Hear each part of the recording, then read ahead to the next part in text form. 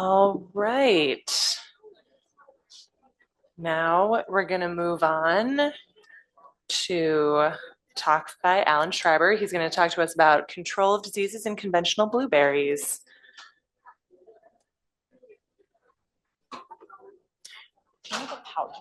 Do you want the laser? Like with the. Can you do that? Mhm. Please. Yeah, absolutely.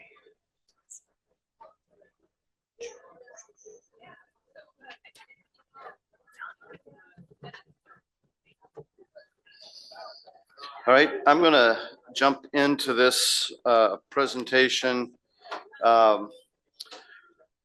This is disease, a lot of diseases on blueberries on the west side. This is the third highest priority. The Blueberry Commission has about 24 or so research priorities. We rank them highest to lowest. SWD is number one. I forgot what number two is. Diseases are number three. I don't have a lot of time. I've got a lot of data, a lot of information to go over. I can't cover it all, but I'm gonna try and focus on two emerging issues: management of botrytis resistance in blueberries, and efficacy data for control of bacterial blight. We've had resistance documented here since I think it was 2013. So why is emerging issue? If you heard Dr. Machapalli's talk, easily the most depressing talk of this whole meeting, possibly with the exception of Jeff DeLong's talk, where he talks about botrytis resistance in raspberries. I will get into that.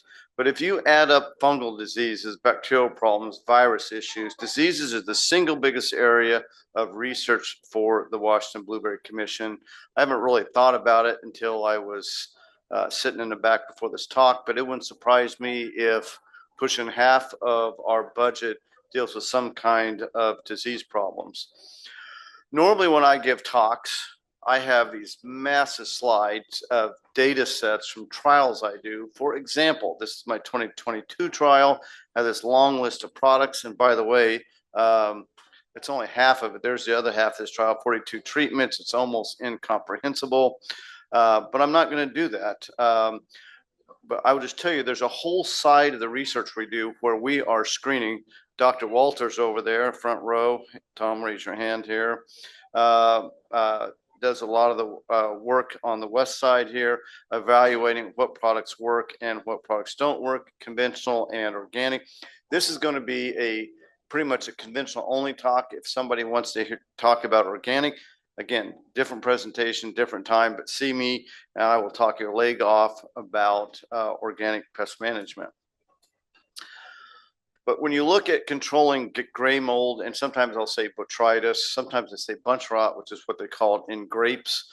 I do more work on botrytis than any other pests that I have. This year, my company will write 156 research reports, and we probably will have done across all the crops we work in: onions, potatoes, blueberries, strawberries, raspberry, blueberries, maybe 150 different treatments for botrytis.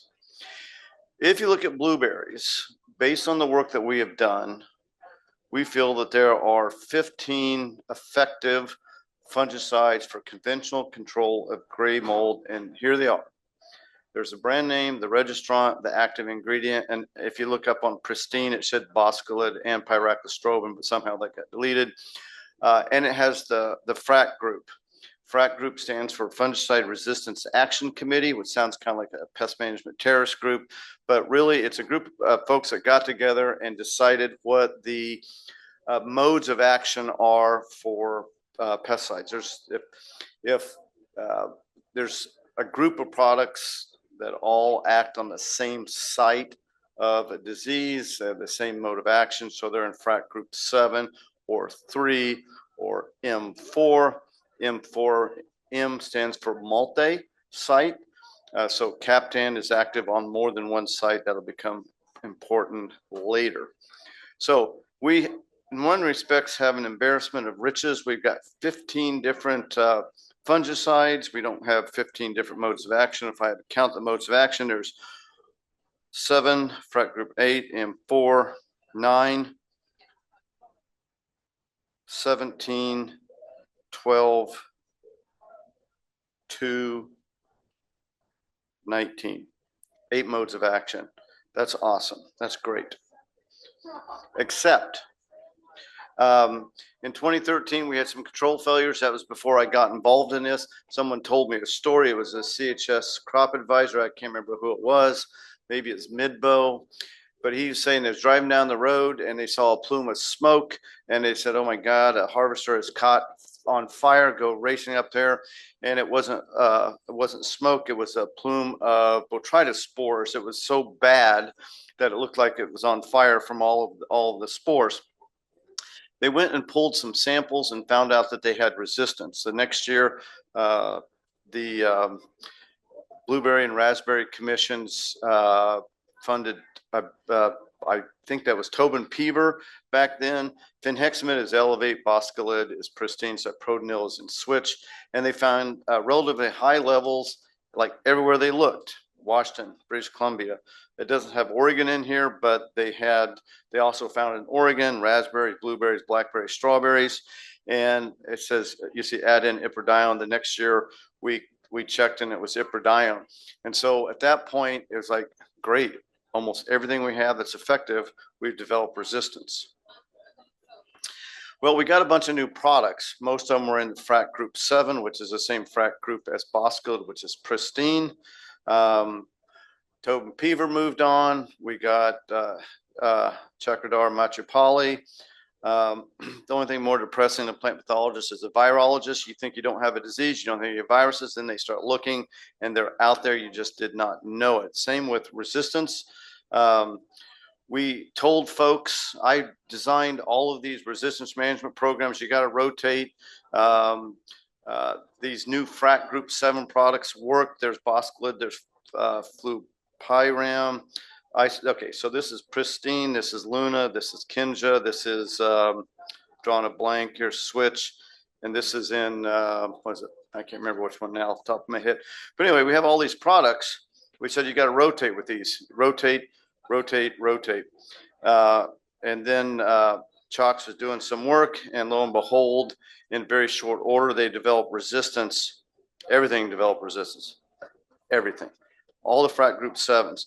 And this is the one that kind of really rung my bell on this one. Someone help me out here. Is Chalks, are you in here, or Jeff DeLong? What is it? What's the brand name for Flupoxypyrax? I'm drawing a blank now. I know I live and breathe this. I'm drawing a blank. Oh, Xemium. This product, we have resistance. 42.2% of the samples tested resistant to this product. It's never been used on blueberries. That is the perfect example of something that's called cross resistance. They've developed resistance to the other frat group 7 products, and it confers resistance to all the other ones in that group, or maybe not all, but depending on the mutation, I'll get into that. This is a simply awful situation. I swiped this slide from Chalks. I don't remember why I had those things up, but this is the one I want to get to. Talk about depressing. 75% of the botrytis samples, and this is all blueberries, right, Chalks? All blueberries. Jeff, you said you have a worse set of data, right? Jeff has a worse set of data than for raspberries. And the reason is raspberries is more susceptible to botrytis and blueberries, and raspberries have fewer products and fewer active ingredients, so they're screwed worse than blueberries are screwed. Now, again, I'm swiping Chalk's data. It was just so powerful and so persuasive.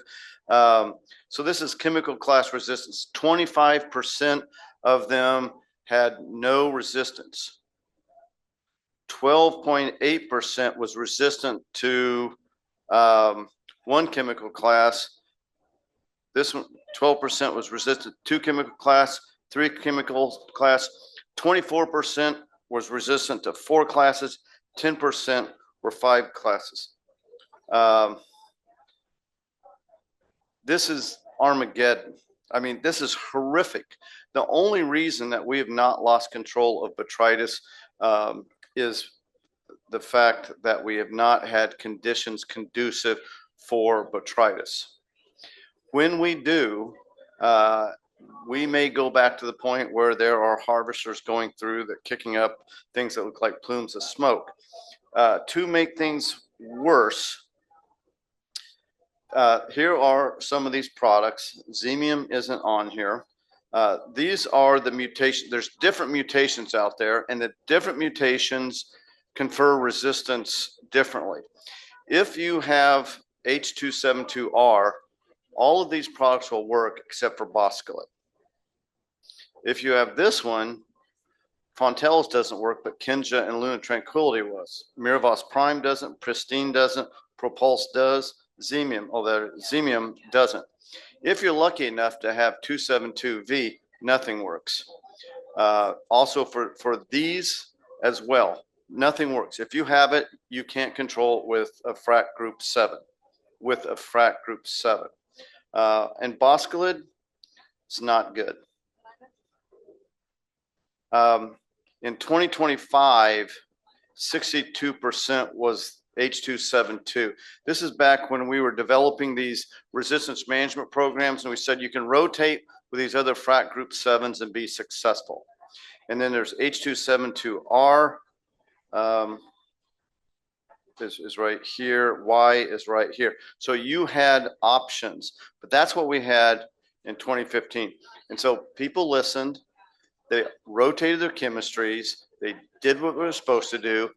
And what they also did was killed off all of the susceptible isolates, leaving the new ones like 42% or 2301. The only thing that works against that one is Kinja. Almost a plug for the use of this product. 23% are here. So just remember, it used to be 38%. Now it's still 23%. 19%, nothing works against 272V. Nothing works against. We're seeing a shift. The ones that are susceptible, partially susceptible, are being wiped out, and allowing the ones that are more broadly resistant are starting to work their way through our population. So if you take that list that I have and you mark all the ones to which resistance has commonly been found, and chalk, your data is mostly from Northwest Washington, correct? Yes. All these ones in blue, they have documented resistance to commonly. Now, the good news is we've got Captan and we have PhD. These have multiple modes of action. They've been used for decades. Botrytis has not developed resistance to them any place in the world. That's going to be the secret sauce to managing resistance. Now, I also have a list of products used for botrytis that aren't very efficacious, which, by the way, is the same list as the ones that we need to use for resistance. So we need to be integrating Captan and PhD into our programs, but you probably don't want to be using them as standalone if you're at moderate to high pressure. They only work in 2 scenarios. For Captan, it only works if it's low pressure and you're on a low budget. So here's what you do.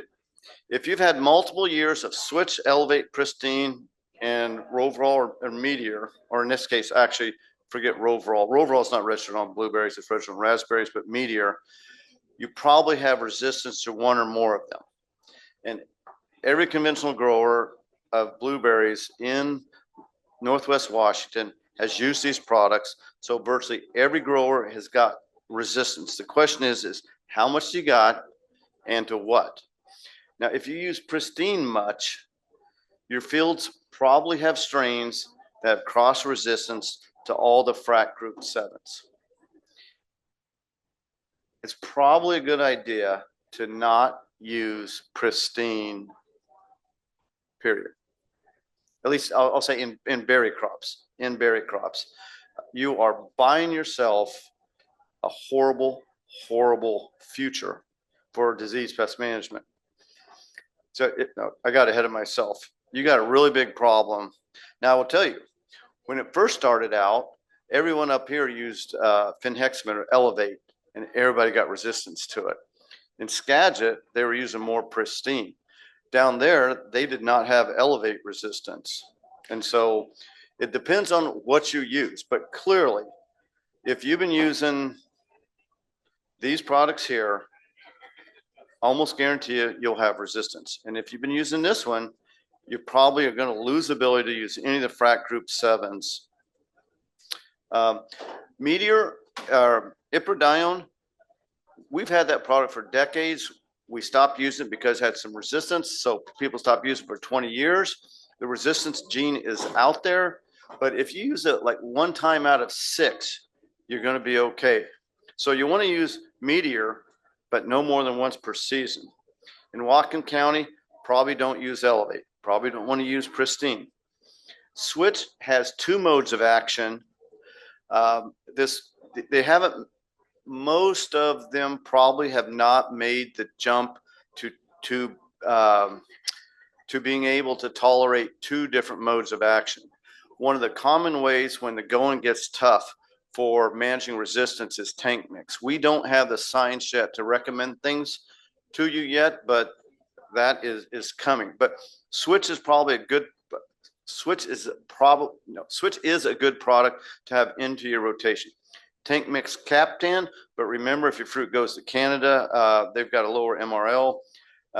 Use Captan 2 pounds per acre, include PhD in your program. Don't use any fungicide by itself more than twice in a row. Exception to this could be Captan and PhD.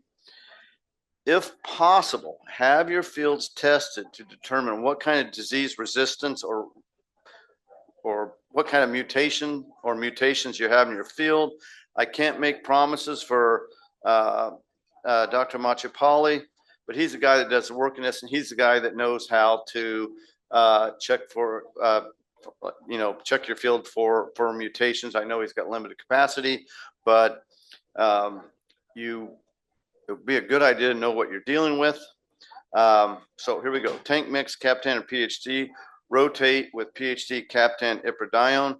Don't apply any frac group 7 product more than twice in a season. Don't use different frac group 7 products consecutively. Try to include Switch. Okay, there's a new product, Miravoss Prime. I'll get into that more. It could be the hot new ticket.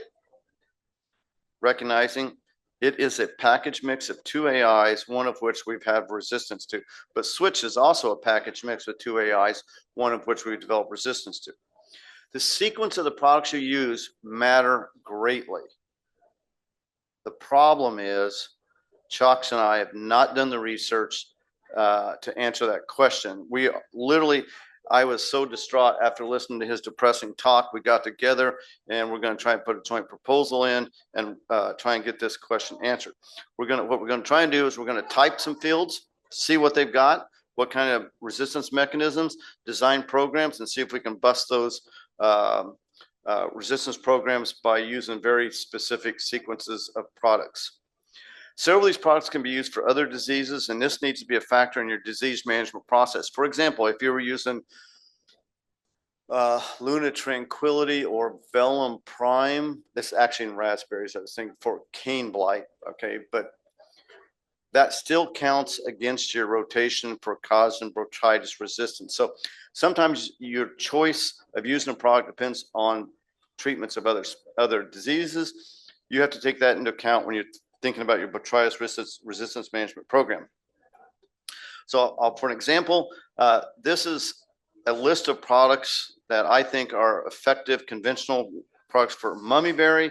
The 3 in blue also, or 4 in here, can be used for mummyberry, also can be used for botrytis. If you're using them for mummyberry, that has to count against your calculation for botrytis. So Maybe you want to try and control mummyberry as much as possible with products that you want to, and not use the products you might want to use for botrytis, until you get to the point where you want to control mummyberry and botrytis, and then you use these products.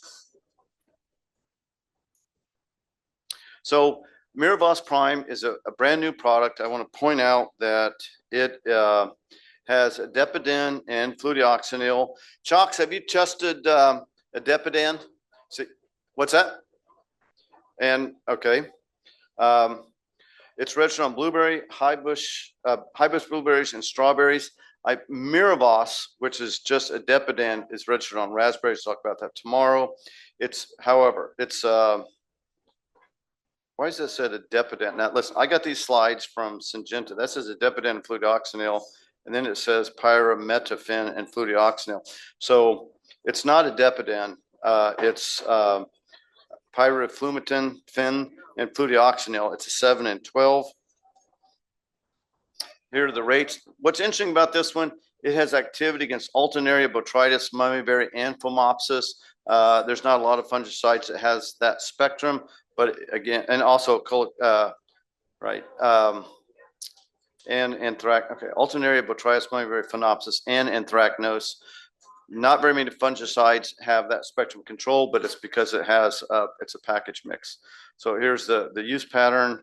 0-day PHI. Here's some data that I have that just happens to show that it's very good against mummyberry. I want to talk about the remainder of my time for bacterial canker of blueberries. Again, this is a Tom and Alan project. Pseudomonas bad. So two things have made bacterial canker a much more significant problem. Dr. Stockwell, who is a collaborator on this project, did a survey and found widespread resistance to copper in Pseudomonas. She went to Eastern Washington, where we think we don't have a problem with it. We don't spray for copper, and found resistance over in Eastern Washington where we don't treat with copper because we don't think we have a problem with Pseudomonas. The other issue is they have developed some varieties that have increased sensitivity. And so it has become a really big deal. I've been told that Clipsal growers are losing about 1 year's growth out of 3 in 1 year out of the first 3 growth to bacterial canker. There's little, if any, screening work been done with bactericides on blueberries for Pseudomonas. There's a ton of products registered. And so consulting with Dr. Stockwell, Tom and I got that, designed this program. We did a trial in the spring, a trial in the fall. Virginia and some industry reps helped us come up with a list of products. We put the trial out spring of 2024 in Whatcom County, just west of here, right, Tom? Just west of here. Rating in May, data analyzed. The spring results were used to refine the use patterns, throw out some things that didn't work, include some new products. Fall trial put out in November, no symptoms yet. Tom, don't we assume we're gonna have to wait till next spring for the results? Don't cross your fingers. You're gonna be successful. We did up to 4 applications in the spring. We did up to 2 applications in the fall. We did it 25%. And did you get it at 75% leaf drop? Meaning it was 45, 50%. All right, good enough for my standards. So here's some results we have. We actually got, I would say Pseudomonas is a very difficult pest to work with. It's very difficult to evaluate. Is that fair, Tom? It's a learning experience, and Tom learns slowly. But what's really interesting is Alliette actually performed statistically poorer than the untreated check. It was worse than doing nothing, which I'm not sure what's up with that. But we evaluated the average length of the canker or the lesion. Going smaller number is better. Vaxiplant, which is SAR, it stimulates the plant. This program is Quava plus Lifeguard. By the way, that's an organic treatment. Captan had activity. Here is Tanos. Here's the high rate of, not the high rate, this is the low rate of oxidate, Baxit, Install, Badge, and Bravo Weather Stick, all significant, had some effect on reducing bacterial canker. Based on those results, we switched things up and came up with a slightly adjusted treatment. We added Jet Ag and Stargus. Let's see, we did some other things. I can't remember what it was, but this is our fall program. We don't have the results from it. And I've got a few minutes. Uh-oh, the Canadians are ready for the questions. What do you got, Eric?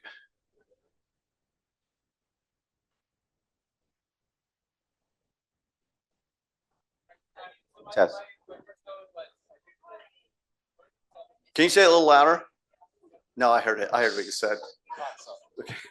You're trying to, yeah. Well, I thought everything was great, except for that comment about putting PhD in the program. Everybody knows PhDs don't work. So, I'm right here. I'm right here. Yeah, yeah. I wanted to bring something back up that I asked about during Chakradar's presentation about the ability to do in-field screening.